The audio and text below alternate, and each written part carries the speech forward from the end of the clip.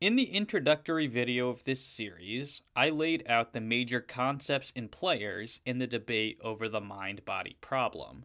That video was intended to give newcomers to this debate the necessary background knowledge they would need to understand the case I will be building for substance dualism, the idea that human beings consist of both a material body and an immaterial mind or soul. In this video, I begin the task of making a positive case for substance dualism. Substance dualism believes the mind or the self to be an immaterial substance, a substance logically distinct from the body or brain. As a first step in making the case for substance dualism, we must establish that there is a substantive self. While it may seem uncontroversial to assert that I exist as a subject of experience who persists through time, there are a strain of philosophers, largely influenced by David Hume, who deny this. Instead, they maintain that rather than being a subject of experience, I am instead just a collection or bundle of those experiences with no self which is distinct from them. In this video, then, I shall defend the existence of the self as a persisting subject of experience. While I shall not draw any firm conclusions about the immaterial nature of the self in this video, we shall conclude that the self is an indivisible, irreducibly simple particular that serves as the center of conscious experience. And while this conclusion does have immaterialist implications, more importantly, it will set the stage for the following arguments in this series, which will, if successful, unquestionably establish the immateriality of the mind. Our conclusion here, then, will not definitively establish substance dualism. Rather, it will establish the more modest conclusion that the self exists as a simple substance, the immaterial nature of which will be revealed by further arguments in future videos. What exactly is a self? Galen Strawson gives us a starting point.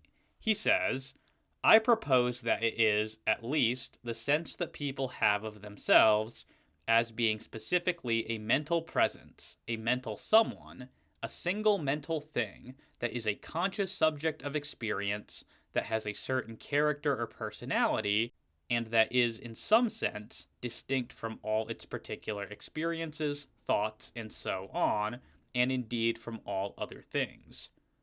This strikes me as an accurate description of how I, at least, think of my own ontological status.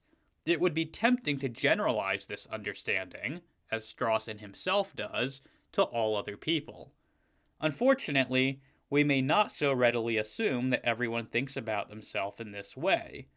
Many modern philosophers have denied not only Strawson's understanding of the self, but the very existence of the self. For example, Rom Hare claims the self, the still center of experience, that to which conscious states of all kinds are ascribed, has disappeared from the philosophical scene. And Daniel Dennett declares, do we exist? Are there entities either in our brains or over and above our brains that control our bodies, think our thoughts, make our decisions? Of course not. Such an idea is either empirical idiocy or metaphysical claptrap. Immediately we must wonder how the idea of the self has come to such prominence if, as these skeptics claim, such a thing does not exist. As David Lund replies, it seems that if we had no sense of self, if there were not even an appearance of a self, we would be at a total loss to explain how thought and belief about something we call the self should have arisen at all, let alone their coming to have the prominence they have sometimes had, and still have, in our common sense view of ourselves. We didn't just pluck them out of the void.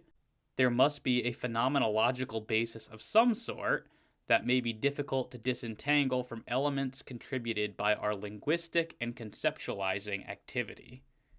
Some skeptics of the self try to explain how the notion of a self came to prominence by reference to human language. For example, Anthony Kenny claims, the self of the philosophers is a mythical entity. The self is a piece of philosophers' nonsense, consisting in a misunderstanding of the reflexive pronoun. belief in a self is, in one sense, a grammatical error. This just pushes the original question back a step. Even if, as Kenny argues, the idea of the self is an illusion generated by our language, one must still wonder how this sort of language developed in the first place. One might more plausibly argue in reverse, that the notion of the self plays such a pivotal role in our language precisely because we independently know it to exist. As Brandon Rickabaugh and J.P. Moreland suggest, others have argued that our most basic intuitions about ourselves are dependent on the language we speak, and this language is derived from past and present theories about the way things are. This account of the origin of dualist intuitions has it backward. People did not create the idea of the soul as a part of their theorizing about the world. Their theorizing about the world employed and extended what they already pre-theoretically and pre-linguistically knew. Nevertheless, although I do find denial of the self to be an extreme and radically counterintuitive position, we must do more than merely express incredulity. So in what follows, I want to present several considerations which I believe render the existence of the self virtually undeniable.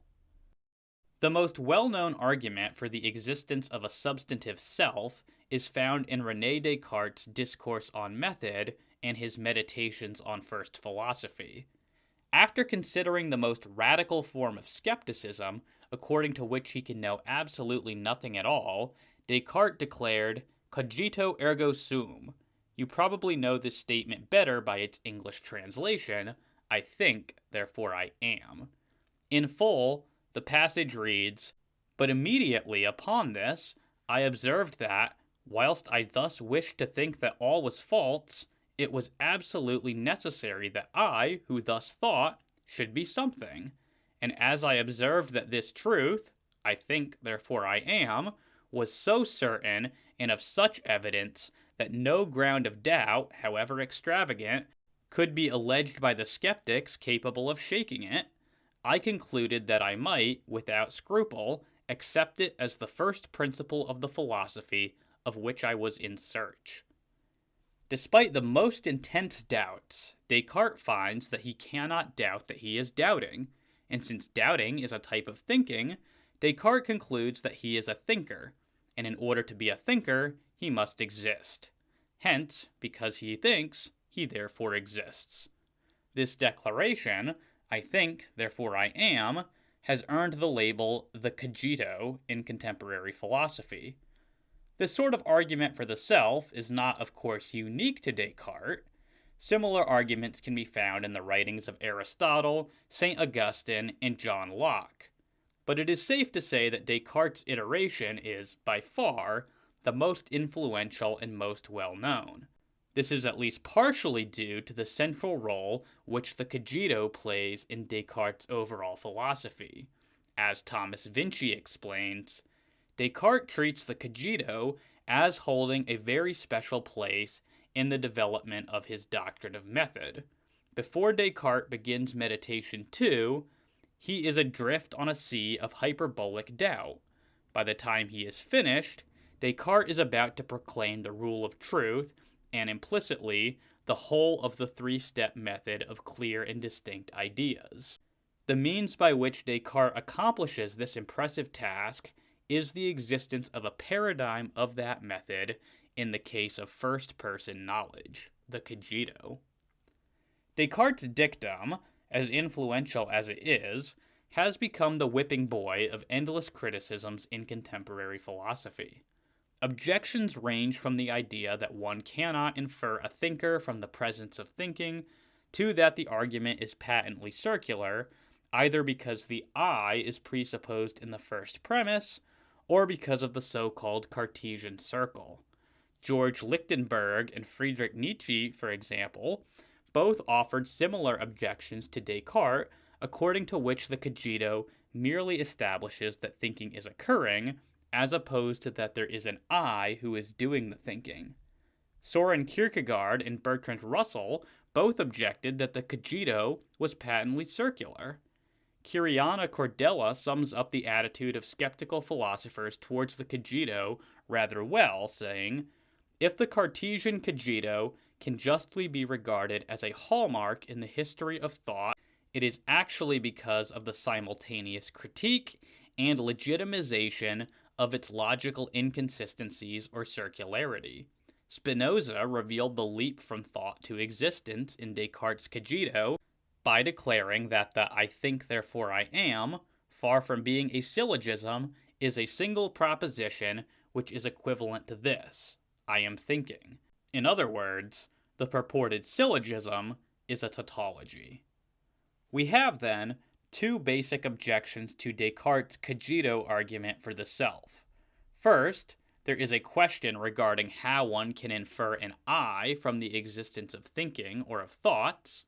Second, we have a charge of begging the question or of circular reasoning. Let's consider each of these in turn. The first objection seems relatively easy to meet. If thinking is going on, then surely there must be someone or something doing the thinking. There can no more be thinking without a thinker than there can be running without a runner or jumping without a jumper. An I can simply be a label for whatever that someone or something that is doing the thinking is. As Andrew Brenner explains, the basic thought is this: something thinks my thoughts. In order to avoid assuming at the outset that I exist, we should specify that the phrase "my thoughts" does not simply mean thoughts had by me, but rather means something like the thoughts which are such that, absent a commitment to the non-self thesis, we are normally inclined to think are thought by me. But if someone thinks my thoughts, then I am that thing. And if I think my thoughts, then I exist. Proponents of this first objection to the Cogito seem to think that the existence of thoughts, or the presence of thinking, is more immediately known than the existence of the self, and that the self is somehow being inferred from the existence of thoughts. But as David Lund argues, this appears entirely backwards. The reductionist would have us believe that the expression, "there is thinking," is the one rooted in the phenomenology, and that "I think" is not. But isn't it the other way around?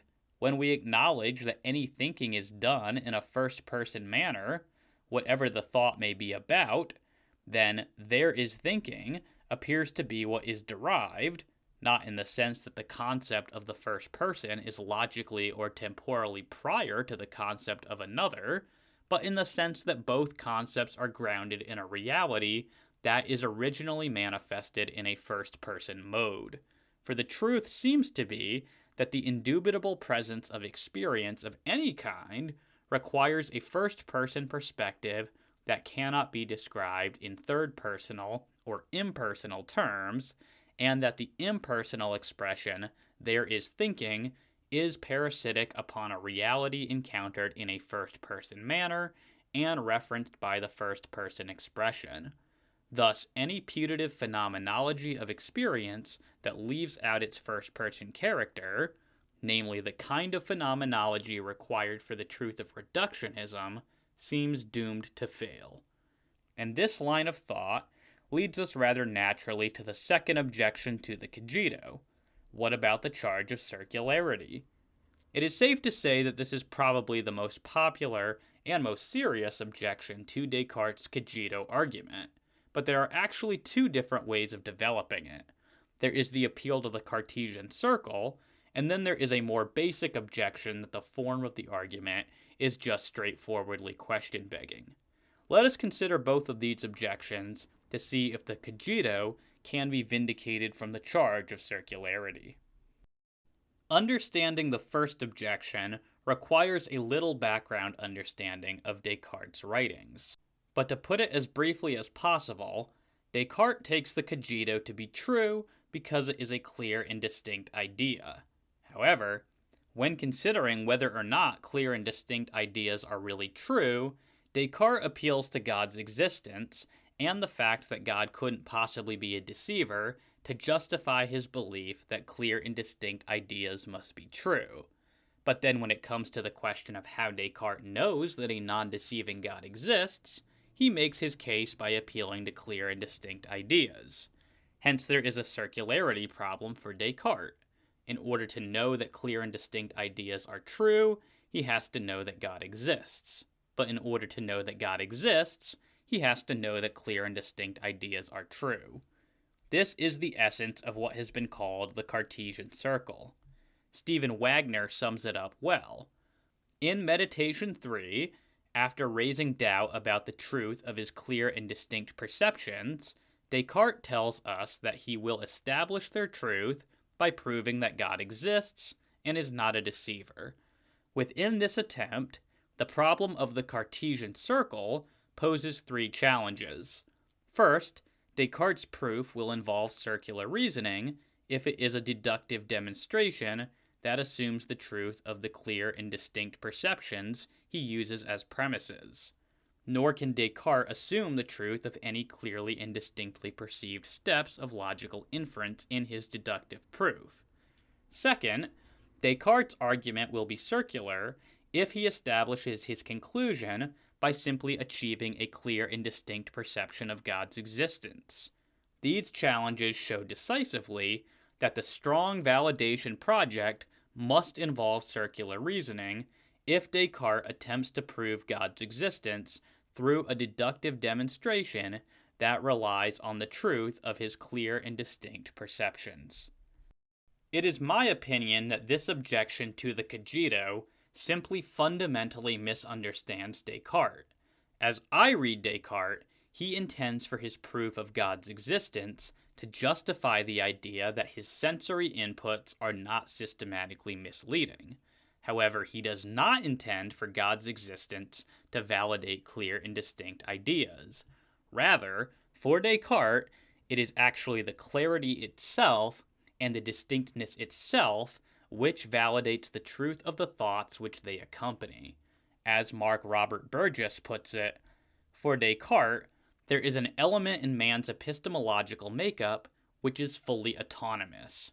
That is, an element which does not require the existence of a non-deceiving God to guarantee the certainty of its truth claims.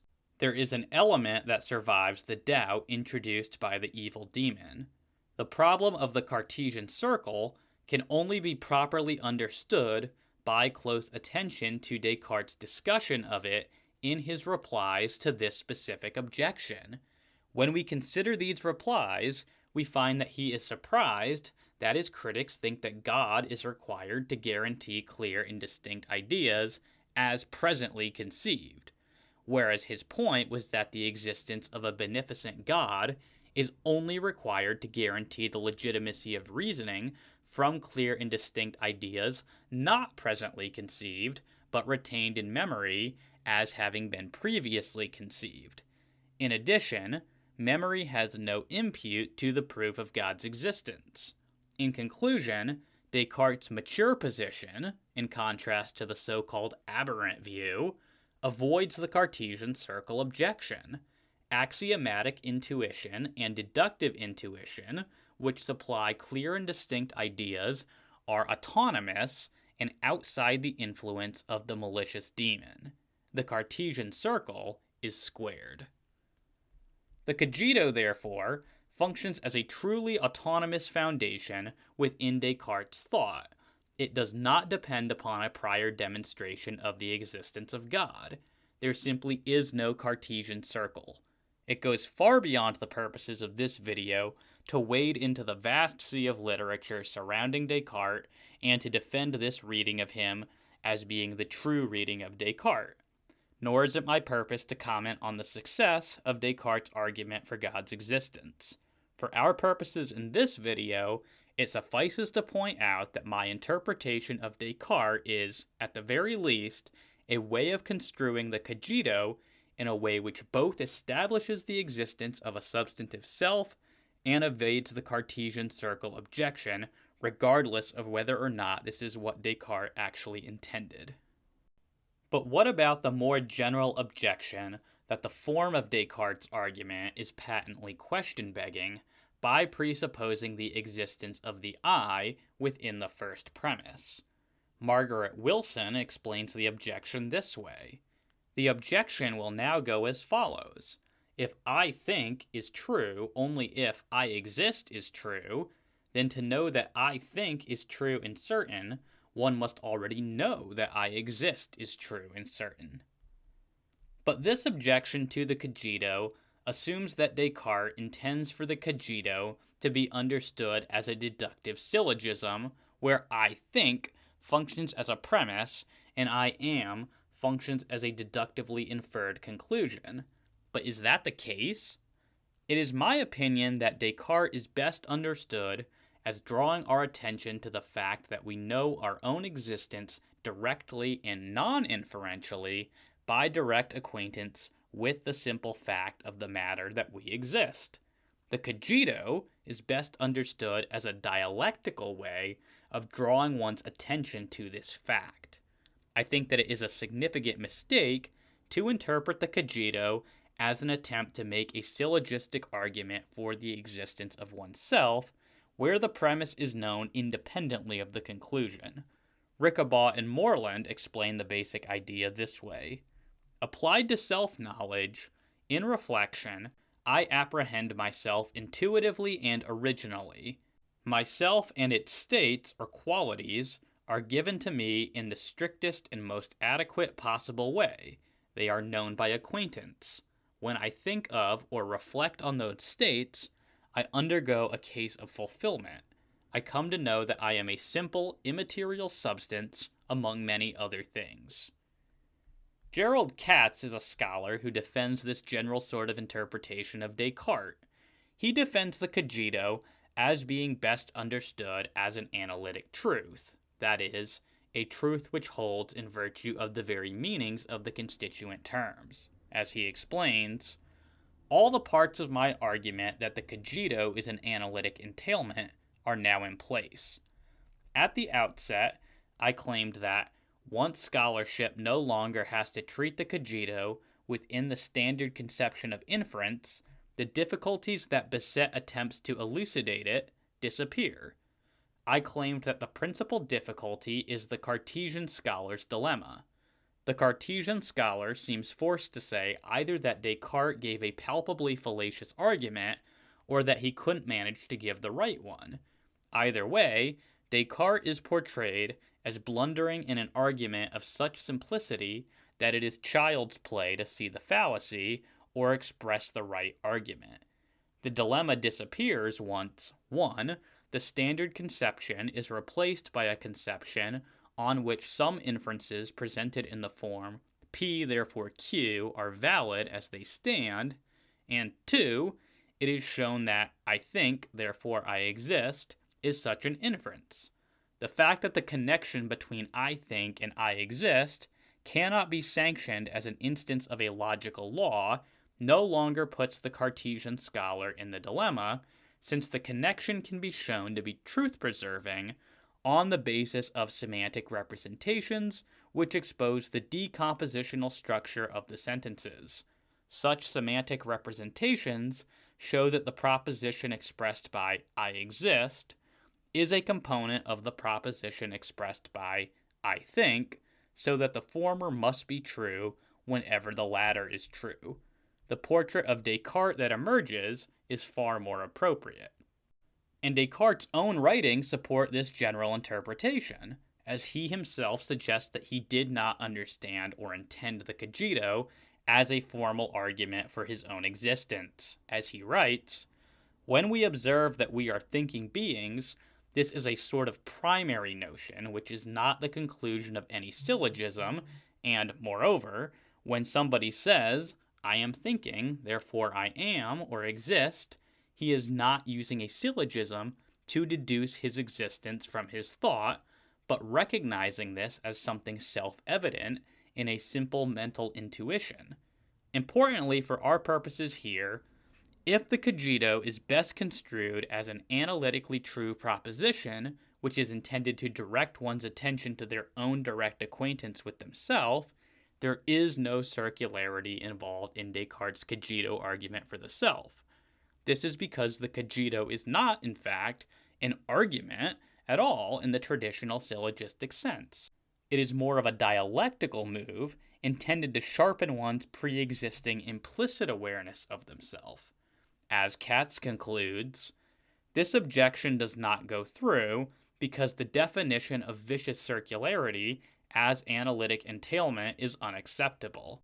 What is wrong with the definition is that it makes question begging exclusively a matter of grammatical structure, whereas the sin in begging the question is that the point at issue in the controversy is taken for granted, and it is typically an extra grammatical matter what point is at issue. The definition of circular reasoning as an analytic entailment misses the essential relativization of question begging to the question at issue. Once this definition is rejected, there is no longer grounds for arguing that the Cogito is a circular argument just because it is an analytic entailment. If this understanding of Descartes is right, then we have exonerated Descartes of the charge of circularity. However, although the Cogito construed as the idea that we are directly acquainted with ourselves as subjects might evade the charge of circularity, as a bare assertion, it has little force against the skeptic who denies that we are directly acquainted with ourselves, or even that we exist at all. In what follows, therefore, I will try to detail some more dialectically effective ways of establishing that we are directly acquainted with ourselves as subjects. The basic strategy is to show that certain features of our mental lives are utterly unintelligible unless a substantive self exists at the center of consciousness. We may begin by reflecting on the nature of experience, and, in particular, its essentially possessive nature. That is to say, any experience essentially belongs to someone. There are no experiences out there independent of someone who has those experiences. Without a substantive self who serves as the center of any given experience, it would be impossible to distinguish between my experience and someone else's experience. As David Lund says, an experience is a conscious event, and a conscious event is a happening or an occurrence. Though some occurrences, such as rain showers in presidential elections, apparently do not occur to anything, it may seem impossible to assimilate conscious events to occurrences of this sort. For it seems clear, at least when proper attention is given to the first-person character of consciousness, that the having of a conscious state or event must be acknowledged.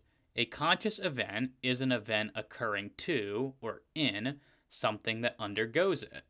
Involved in the having of a conscious event is the fact that there is something it is like to have it. But to acknowledge this fact is to acknowledge that a conscious state or event is something for someone, something for the subject who has or undergoes it. In other words, it is something that happens to a subject of consciousness and is something for that subject.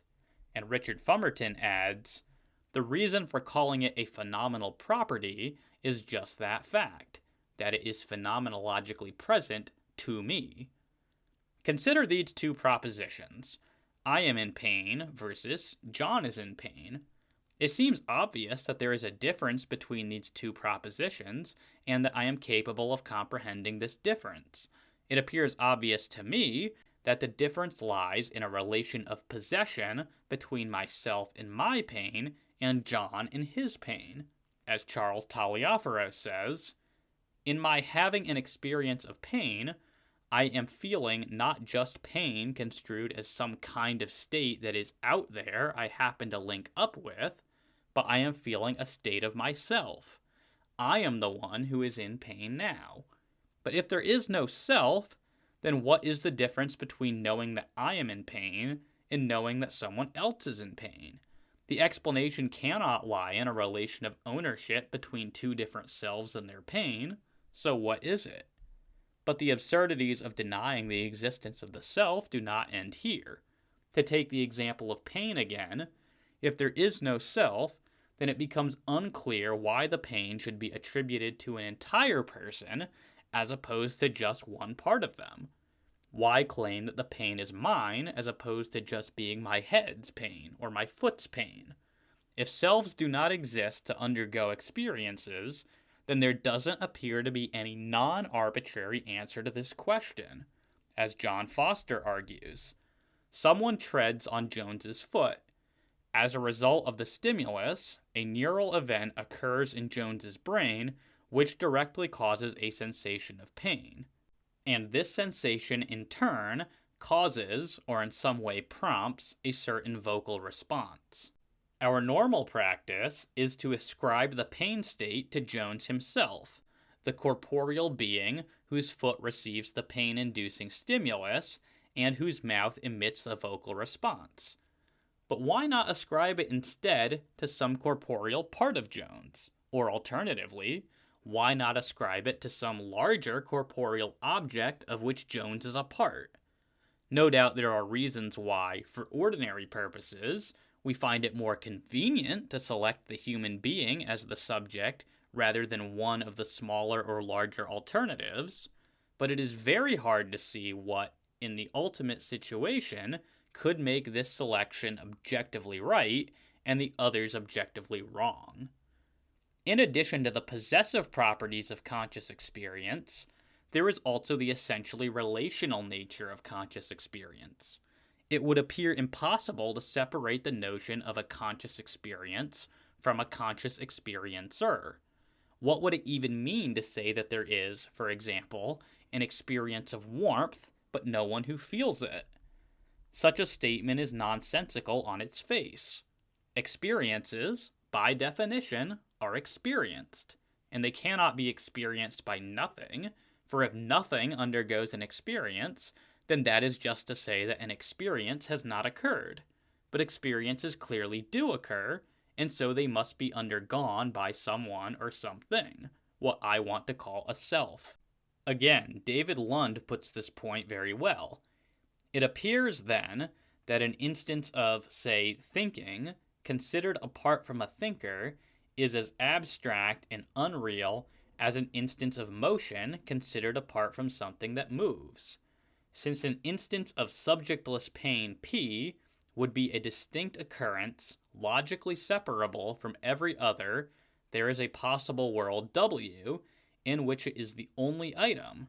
If the subjectless view of experience is true, then P in W is not had by anything, not even some other subjectless thing or event, for there is nothing else to have it.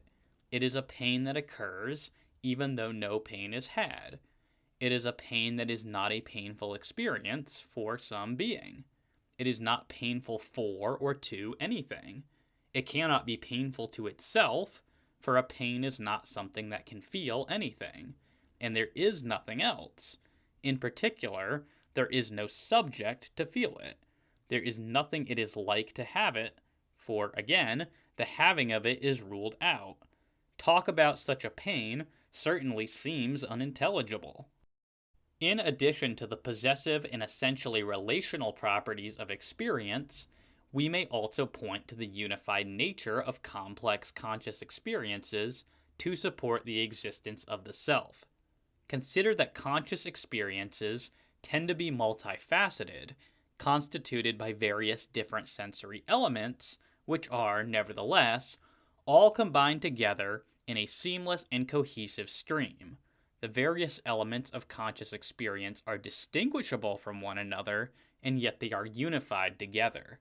As Lund puts it, it seems evident to me that my experience of seeing the words I am writing, of feeling the pen in my hand, of hearing soft music in the background, and of thinking how I should express this matter are unified in a single consciousness, my own. There can be no doubt that each of these experiences is distinguishable from every other one of the four, not only because they have strikingly different contents, but because each one could have been co-present with experiences other than those with which it is in fact co-present. It is equally clear that although they are co-present, they cannot be characterized as a mere conjunction or aggregate of simultaneous experiences. Their relationship is obviously not merely temporal, nor is it merely their simultaneous occurrence in association with a single organism. Rather, they are somehow brought together in a single consciousness, however this fact is ultimately to be understood. Though we might speak of each as an awareness of something, it is not, in itself, an awareness of any of the others. In the absence of a single unifying consciousness in which all are apprehended, they would fall into their separate worlds, unaware of one another. The idea that there is a self can explain the unification of experience, since it posits that the self is a subject of experience. It thus provides a singular locus or location for all of the different elements of conscious experience to come together. By contrast, if there is no self, then there is no place for experience to be unified.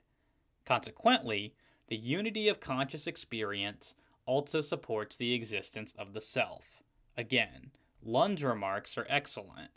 In view of this, we might pose the question of the unity of consciousness as follows. In virtue of what do various different experiences that are presently occurring count as belonging to a single person?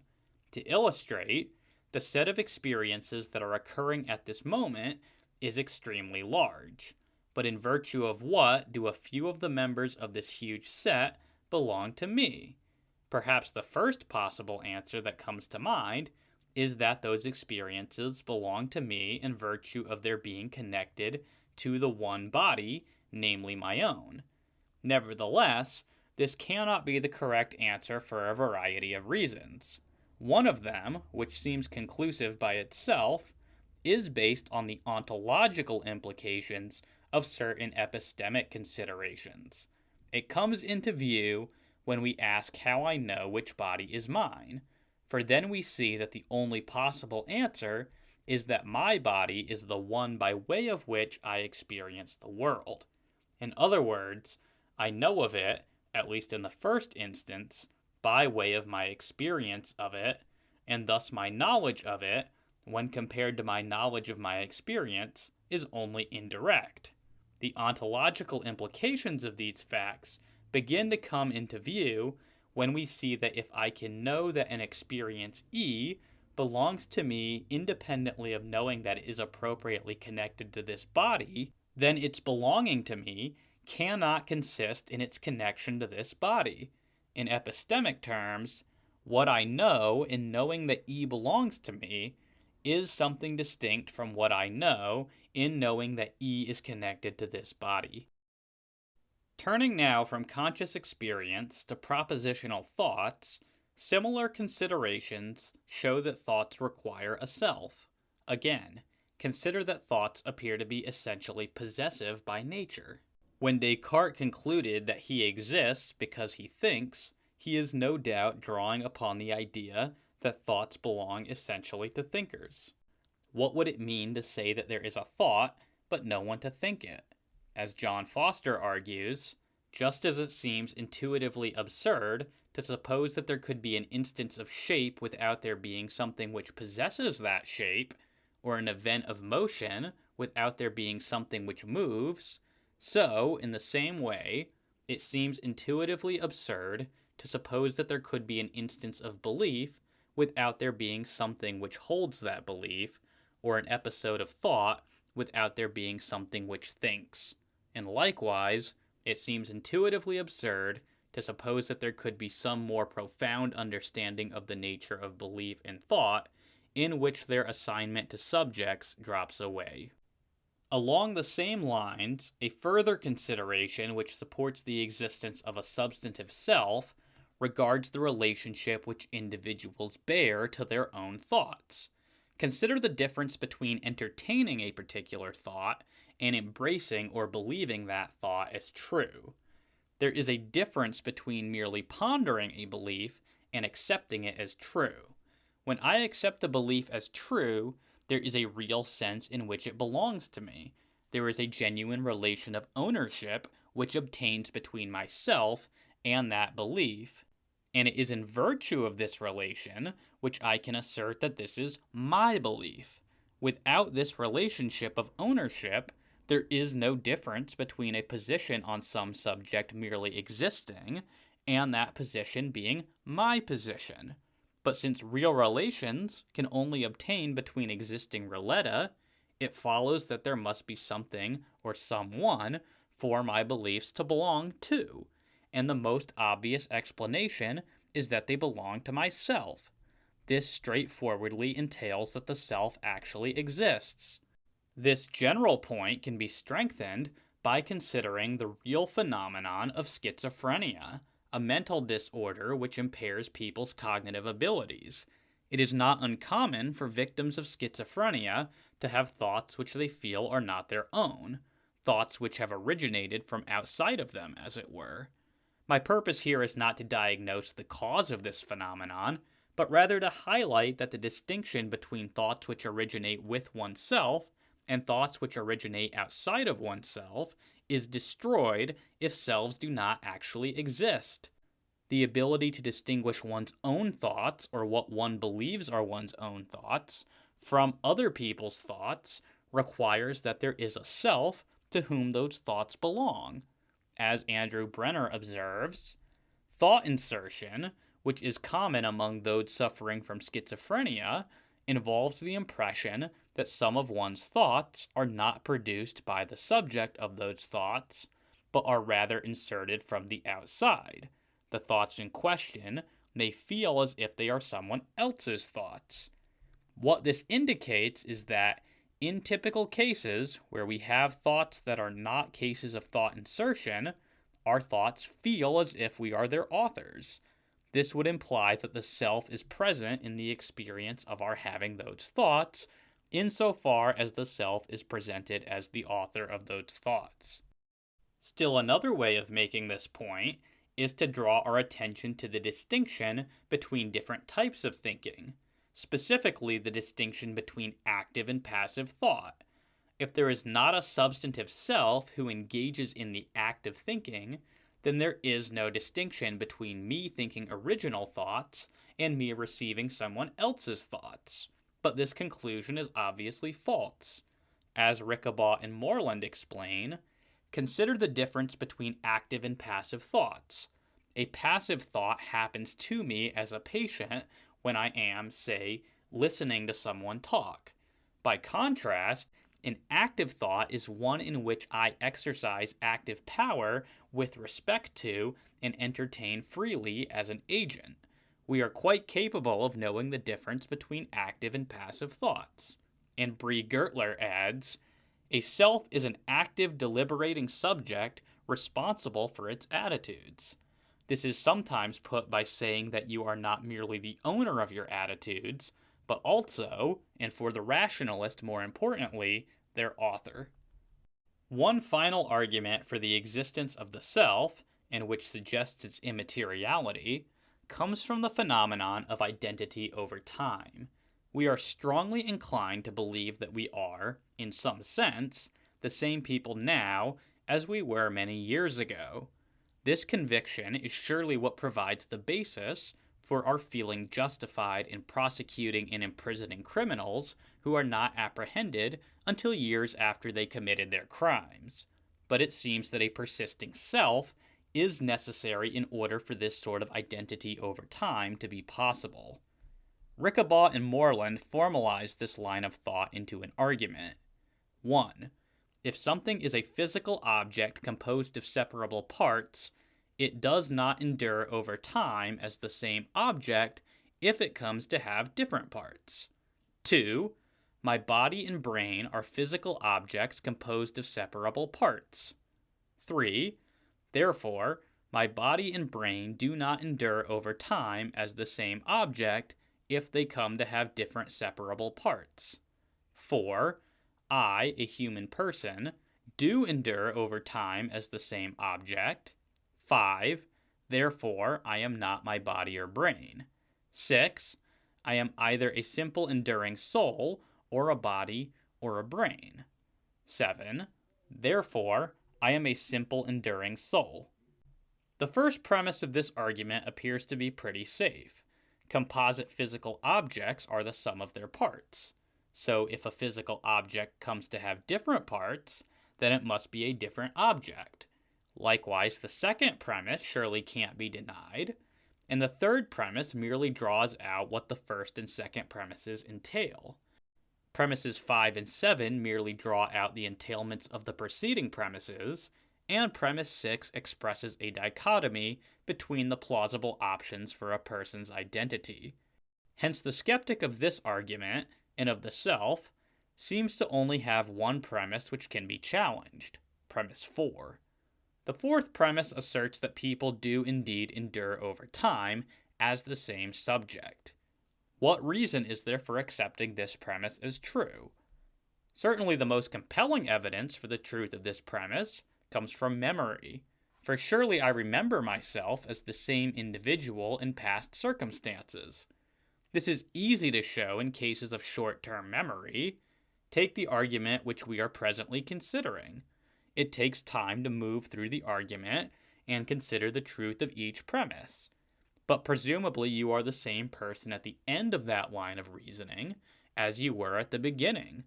As David Lund observes, thinking through a complex argument is a continuous mental process that requires a sustained mental effort and control of attention throughout its duration. It is a process in which one's role as an agent seems impossible to doubt. An agent who instantiates the process and then continuously wills, directs, controls, and sustains it. The continuity of the process seems entirely dependent upon the continuity of agency, which, in turn, renders irresistible the conclusion that the self-same agent persists through the process. Thus, the singularity of an agent willing and sustaining the process seems as incontestable as the singularity of the consciousness that is able to grasp the process as a succession of events through which it has persisted.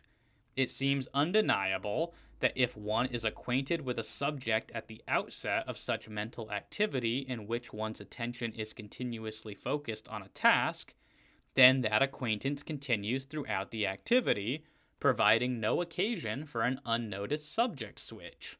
One's memory of the activity bears this out. But this same consideration generalizes to all memories. As Lund continues, when I examine my access to the past via memory, it becomes apparent that I remember myself in a past experience as the subject I presently find myself to be. I can have no doubt about who had the experience, nor about whether the subject is strictly identical with me. The knowledge provided by memory is direct and non-criterial. It's worth pointing out here that memory is our only real evidence of the past. Evidence gleaned from historical records, archaeological findings, or forensic science requires a more immediate dependence upon the deliverances of memory in order to be justifiably employed. For example, I could not trust the contents of a historical record without depending upon my own memories of what the words in the record mean. So for the skeptic to try to deny memory as a legitimate form of evidence for one's own past existence forces them into a much more far-reaching form of skepticism than just skepticism about the existence of the self. Skepticism about memory leads to skepticism about everything except for the immediate contents of one's occurrent experiences, and such skepticism seems wholly unsustainable. So if memory is not to be rejected wholesale, then perhaps the skeptic of persistence through time can try to deny that the self who has these memories is the same self who had these past experiences. In other words, perhaps subjects of experience are constantly being replaced by new subjects, with the memories of the past subjects being seamlessly transmitted to the new subjects. Such a theory can hardly be said to be parsimonious or attractive. Indeed, it looks rather like the premise for a fantastical science fiction film. But more fundamentally, this subject-switching hypothesis is still vulnerable to the evidence of memory. As David Lund argues, the continuity of my experience provides me with a tacit knowledge of my continuous existence throughout a succession of experiences for at least as long as the experiences continue uninterrupted by periods of unconsciousness. My knowledge of my existence in the present is secure. Indeed, the suggestion that I might be misidentifying the subject of a present experience of which I am directly aware is absurd. I also know that I have persisted from the time of the immediate past. Given the character of the apparent present in which I am directly aware of the present becoming the immediate past, my knowledge that I existed in the immediate past and have persisted into the present seems as indubitable as my knowledge that I exist at the present time. But if my knowledge of my existence in the immediate past is indubitable, then so is my knowledge that I existed in the somewhat near past. For when the immediate past was present, the somewhat near past was the immediate past, the past in which my current knowledge for my existence in the present is preserved with undiminished certitude. The same reasoning applies, of course, to ever more distant pasts, reaching back at least as far as the most recent period of unconsciousness.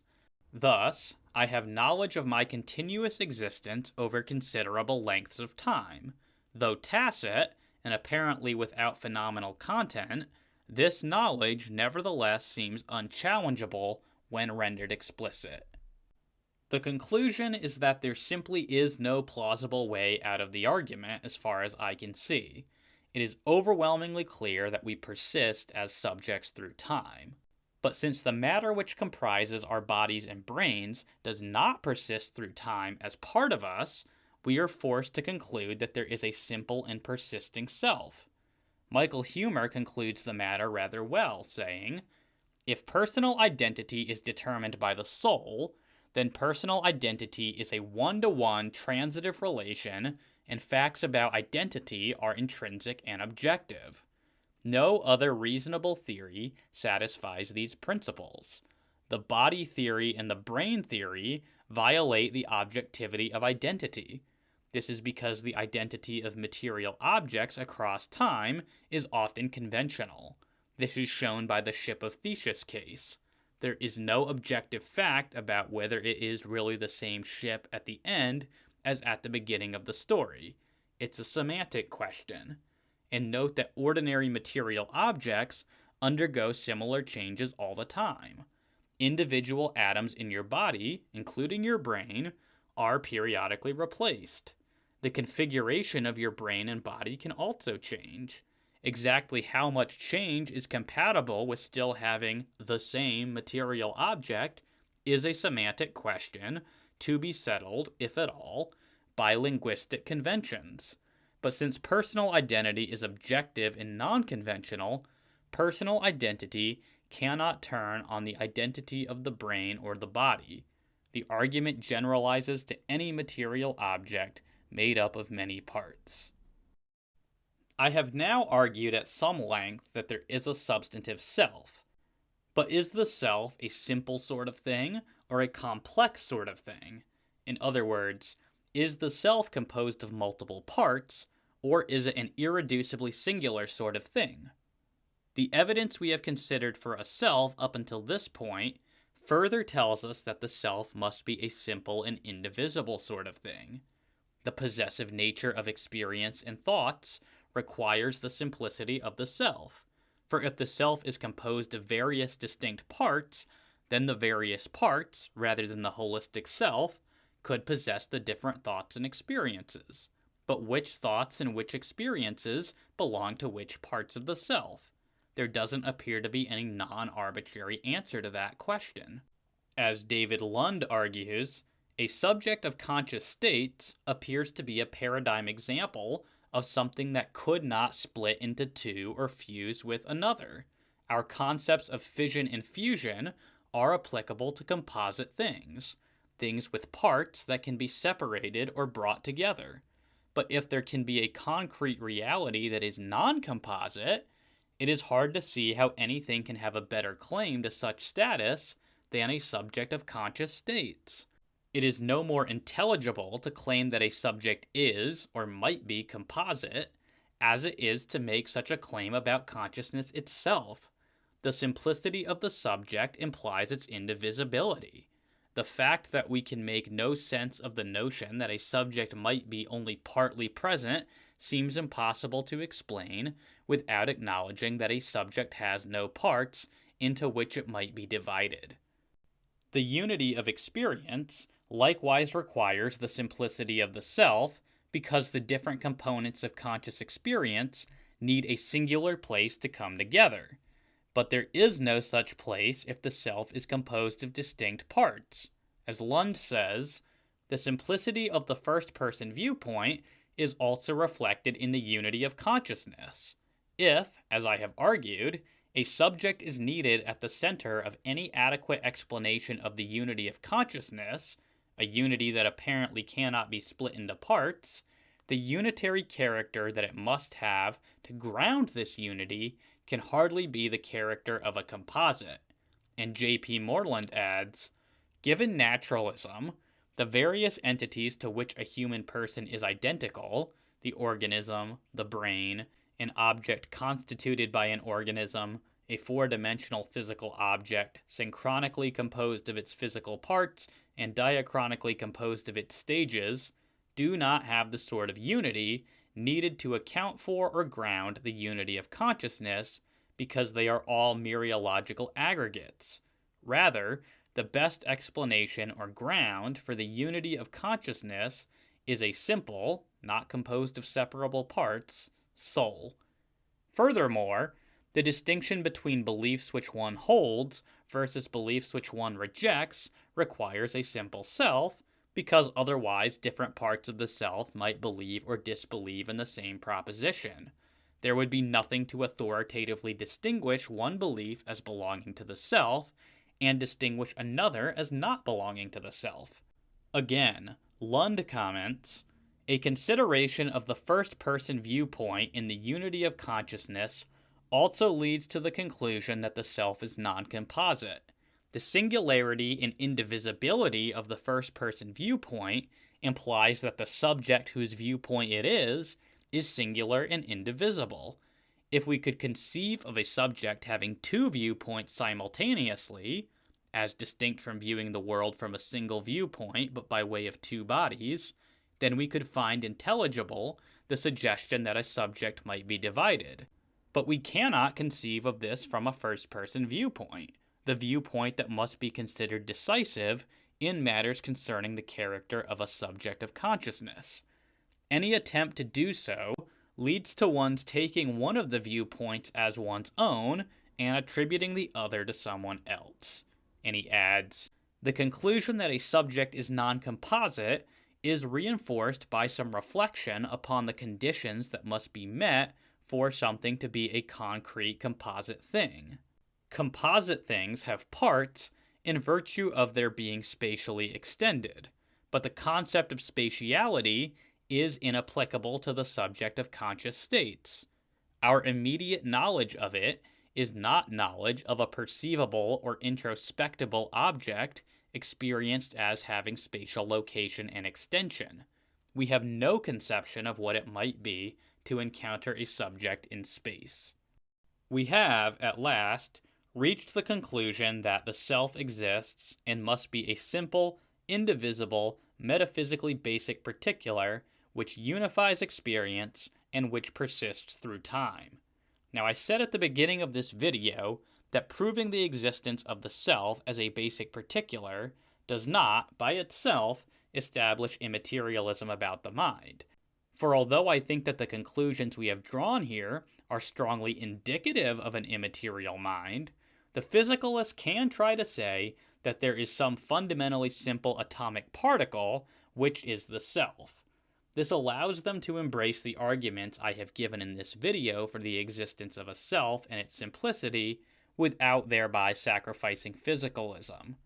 This hypothesis is rather implausible, given that we cannot identify any single particle within the body which is capable of grounding identity and which is never replaced over time, but it is nevertheless a logical possibility which remains open to the physicalist. As Andrew Brenner observes, few, if any, philosophers think that we are simple physical objects. Roderick Chisholm might have endorsed this sort of view. At the very least, he took seriously the possibility that each of us is a microscopic physical object located somewhere in each of our brains.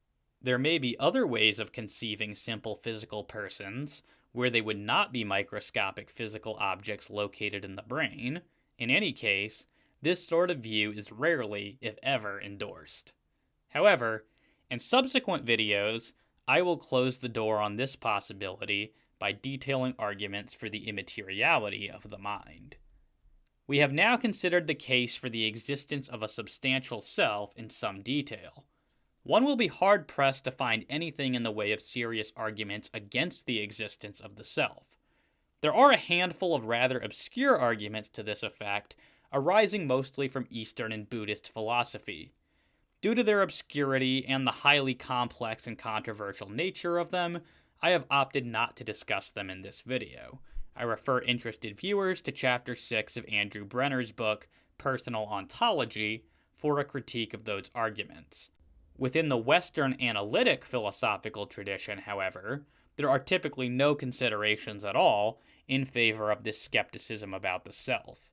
Yet many skeptics of the self have found a certain resonance with a well-known passage from David Hume, where Hume claims to have attempted to discover himself by introspection and failed. Hume tells us, "For my part, when I enter most intimately into what I call myself, I always stumble on some particular perception or other, of heat or cold, light or shade, love or hatred, pain or pleasure.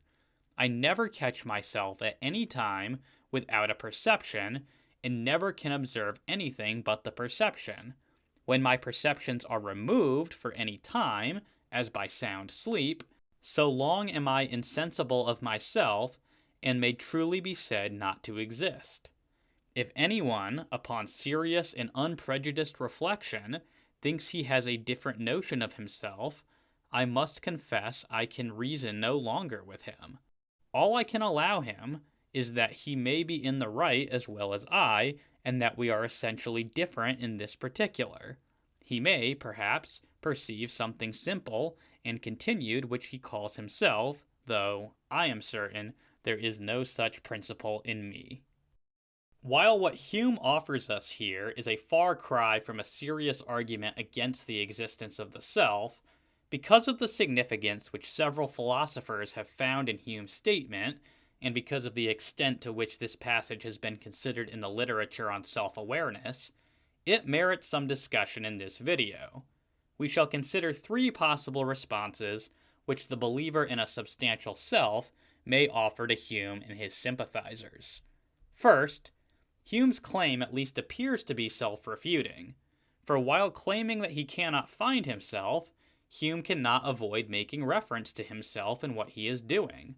As Roderick Chisholm somewhat humorously observes, how can he say that he doesn't find himself, if he is correct in saying that he finds himself to be stumbling, and more fully, that he finds himself to be stumbling on certain things, and not to be stumbling on certain other things? Hume's defenders have, of course, found various creative ways to rescue his statements from the charge of self-refutation. My purpose here is not to chase down each and every one of these attempts to preserve Hume's self-consistency on this matter, because that is to miss the larger point, namely that a tacit awareness of the self is almost impossible to avoid in our thinking, even when expressing skepticism about it. Second, one might respond to Hume simply by asserting the contrary. If one does introspectively discover themselves, then there is no reason for Hume's inability to discover himself to be of concern to them. As J.P. Moreland suggests, I see no reason why one cannot be directly aware of oneself.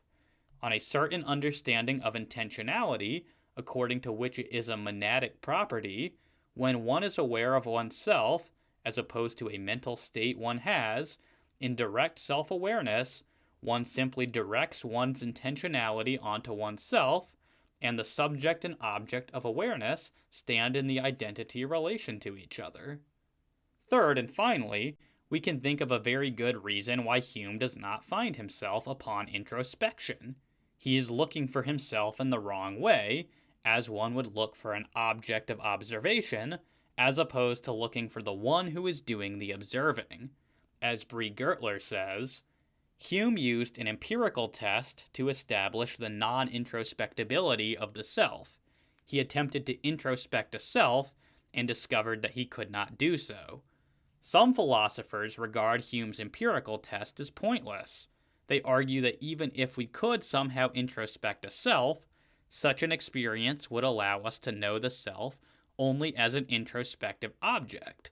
But this is an impoverished conception of the self. A more adequate conception will construe the self as the introspecting subject. An analogy to illustrate what Hume is doing wrong is in order here. Consider a man who suffers from poor vision, looking throughout his house for his glasses, whilst wearing his glasses the entire time. He is looking for his glasses in the wrong way. He is failing to find them because he expects them to be just another object in his house like any other.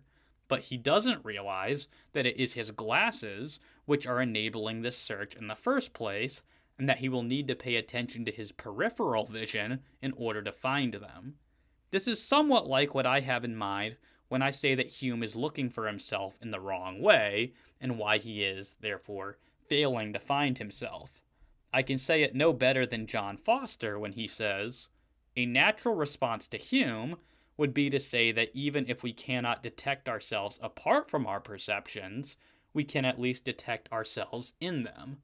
And David Lund gives a bit more substance to this general reply, saying, "One cogent reason for doubting the significance of Hume's failure to find an introspectively observable subject comes into view when we see that a subject of conscious states could not appear as an object of introspective observation.